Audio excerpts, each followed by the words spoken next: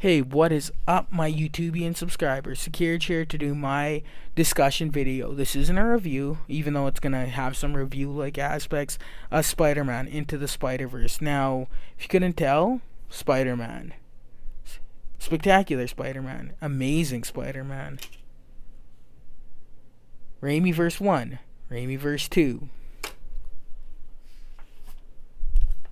Omnibus, big show. I think this is the big show. Hitting the big times. Ultimate Spider-Man, book 1. And of course, just because I want you to know, I'm also a Miles Morales fan. Spider-Man, Ultimate Spider-Man, Miles Morales. Like, comment down below on with the show. Now, Spider-Man was without a doubt my favorite character of all time. He, not just superheroes, but just everything. Everything. No character holds a candle to Spider-Man in my heart. Batman, Superman, the Fantastic Four, Harry Potter. Name a character, Master Chief, Mario, Sonic. Just name a character and I'll say, no, they're not Spider-Man. So, going into the Miles Morales movie, I was terrified. As much as I'm a Miles fan, I've only really liked him for about 25% of his current comic book run. I hate the 616 Miles Morales. I hated what they did with him pretty much after his origin story. Spider-Man is the hero of tragedy. He's a tragic hero, and they've done nothing but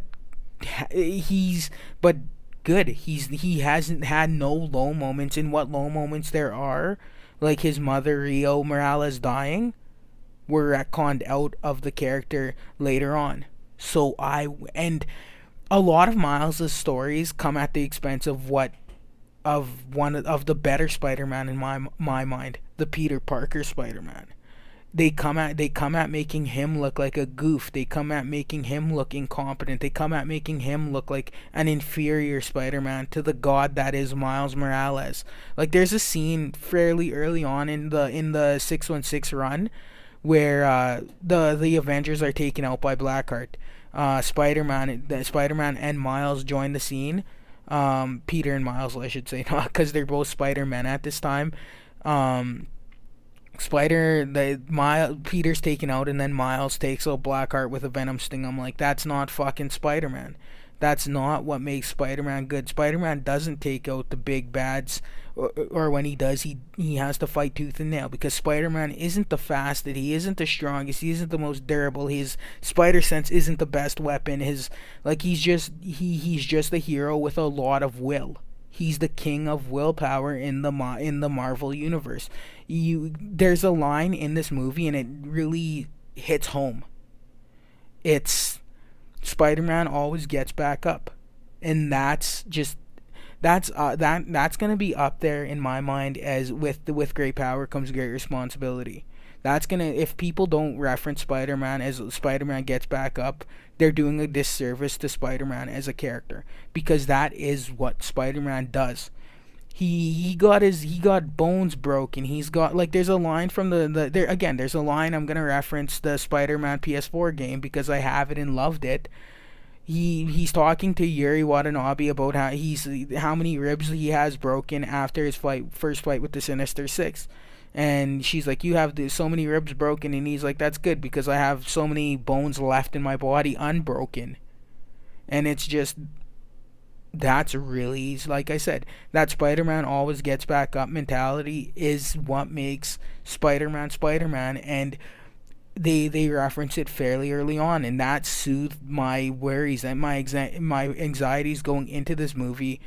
Were soothed almost immediately upon the introduction of Peter Parker. Now, don't get me wrong, I knew what they were going to do with Peter Parker, because if you don't know, Peter Parker is the Uncle Ben to Miles Morales' Spider-Man. He's the inciting incident. He's what makes Miles take action, because his dad hated superheroes. Now, don't get me wrong, they toned down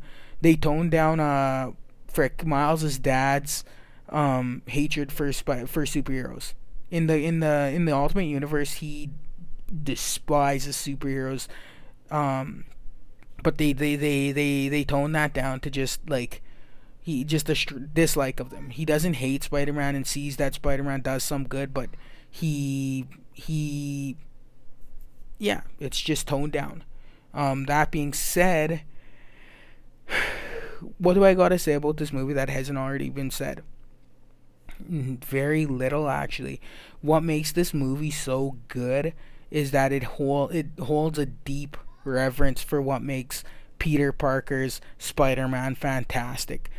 While this is an origin story for Miles Morales, this is a reignition of a flame for the older version of Peter Parker, the Peter Parker from the trailers, because you are introduced to the two versions of Peter Parker, three if you count Noir, but Noir is such a outlier to, especially this version of Noir.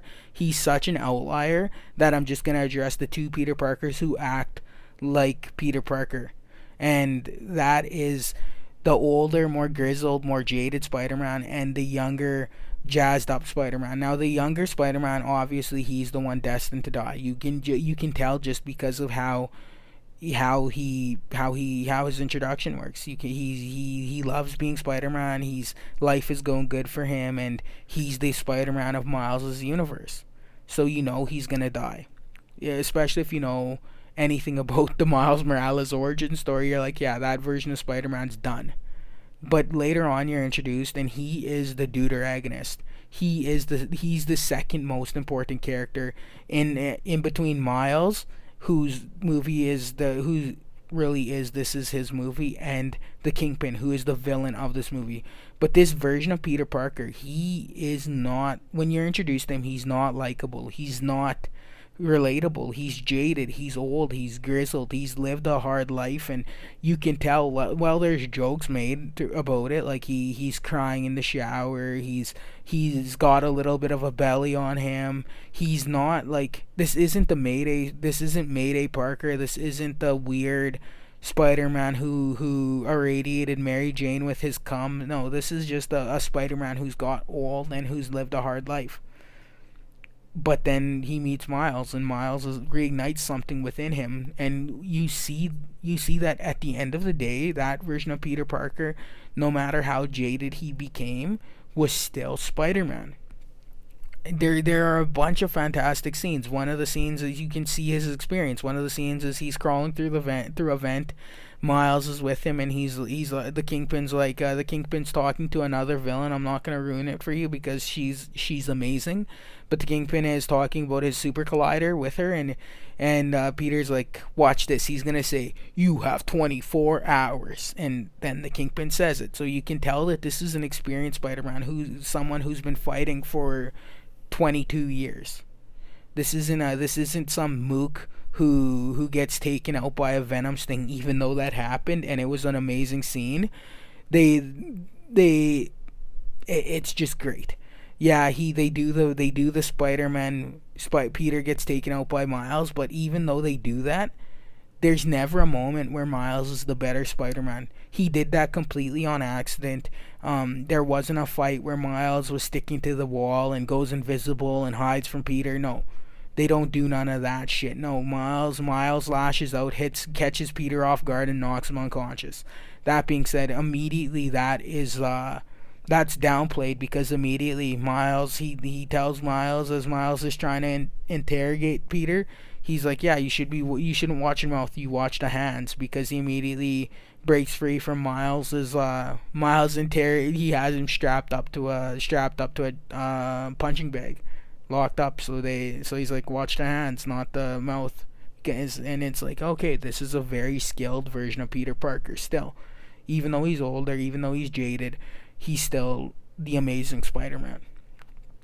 I know I've talked a lot about Peter, but it's because Peter is my favorite character, and because they didn't do what I expected them to do, which is to tell a story at the expense of Peter Parker, and they didn't do that. And honestly, that's probably the best thing they did with this version of Miles Morales, because like I said, a lot of Miles' stories come at the expense of making Peter look like an incompetent a-hole mook. And that's just not how you should tell a story about Peter Parker. Moving on to Miles Morales, like 9 minutes in, and I'm talking about Miles for the first time. Can you tell I'm a Peter Parker fan? Miles Morales is an interesting character.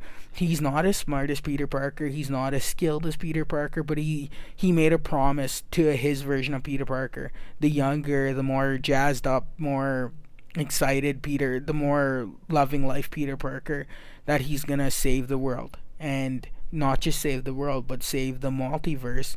And throughout this movie, you just see that he wasn't ready to be Spider-Man, and it took push, and there's one moment where even as much as the older Peter wanted Miles to be the Spider-Man, he realized that Miles wasn't ready to fight the fight that he was gonna have to fight, the fight with the Kingpin to end the Super Collider. He realized that, hey, this isn't. There's a moment where a bunch of villains attack Aunt May's house, and Peter just looks at him, and it's the first time you see Peter's eyes go wide, and he's like, "You gotta go, man." He realizes that Miles isn't ready for this fight, and it's in that moment that Peter decides he's gonna sacrifice himself to the Kingpin to shut down the Super Collider. And Miles's later inciting incident to not let that happen is one of the best scenes. Peter ties him up to a chair.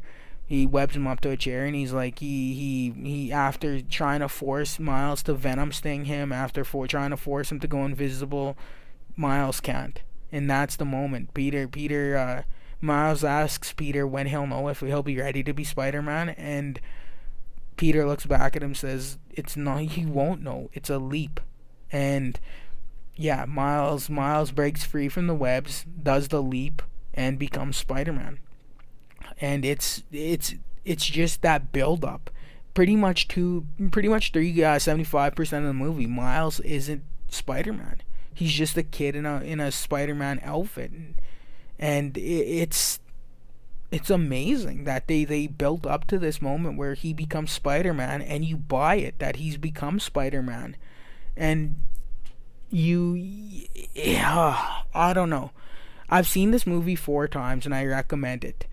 You don't go into it expecting a Peter Parker story, but you'll be pleasantly surprised. Go into it expecting a Miles Morales story, and you'll be pleasantly surprised, because this isn't the shitty 616 version of Miles Morales. This is a very, very good version of Miles, one that I would recommend 10 times out of 10. I'm gonna go see it for a 5th time, I think, because it's just that good.